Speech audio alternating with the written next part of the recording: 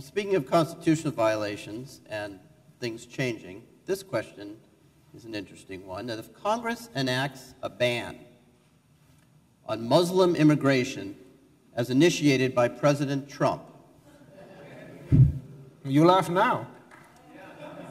And the law is challenged, the question asked is, how would Justice Scalia have ruled?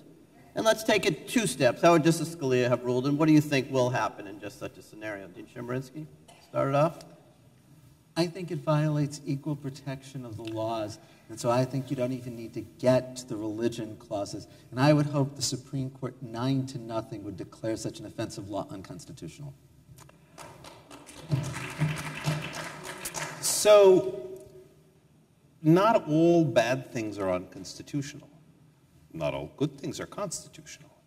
The Supreme Court, for over a century, has taken the view that one thing the Constitution is largely silent on is decisions about whom to admit to the United States. Now, that's actually not in the text of the Constitution, so one could make a very good textual argument and originalist argument for the position that the immigration and naturalization powers, both specifically specified in Article 1 and implied from the nature of nationhood, are themselves limited by the Bill of Rights. But that hasn't been our tradition. It may have been bad that it hasn't been our tradition, but the court has repeatedly said this is such a central aspect of sovereignty that basically the government can decide whom to include and whom to exclude based on race, which historically had been done.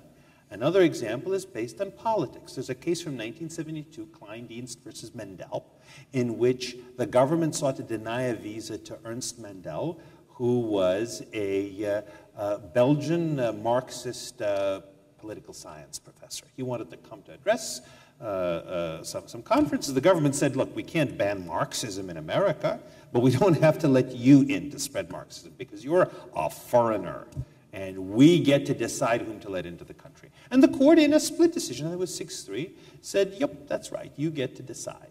You, Congress, get to decide because of this plenary power doctrine. I'm not sure the Equal Protection Clause is enough of an answer as to Muslim immigration because Equal Protection Clause bans not all discrimination. There's all discrimination based on wealth, based on everything else. Look at the tax code. It's just one discrimination after another. It only bans discrimination based on certain characteristics. How should religion be treated? We conclude that religious discrimination is largely banned, but why? Precisely because the religion clauses seem to, at the very least, generally speaking, ban religious discrimination. So if that's right, then it may be that what's allowed under the Free Speech Clause, which is to say the government excluding people based on their politics, something they can't do as to Americans or people in America, so the same thing would apply as to the Free Exercise Clause. Now, I don't like that. I think that that is sort of contrary to the best of our traditions, although in keeping with some other of our traditions. So it's certainly possible that the court will either reverse the plenary power cases or will limit them in some measure. But I will say that as a purely doctrinal matter today, it's not at all clear that bans on discrimination based on religion, bans on immigration based on religion are unconstitutional, even though discrimination based on religion against people in America would be. Rightly or wrongly, that seems to be where at least some of the precedents. You want to respond to that?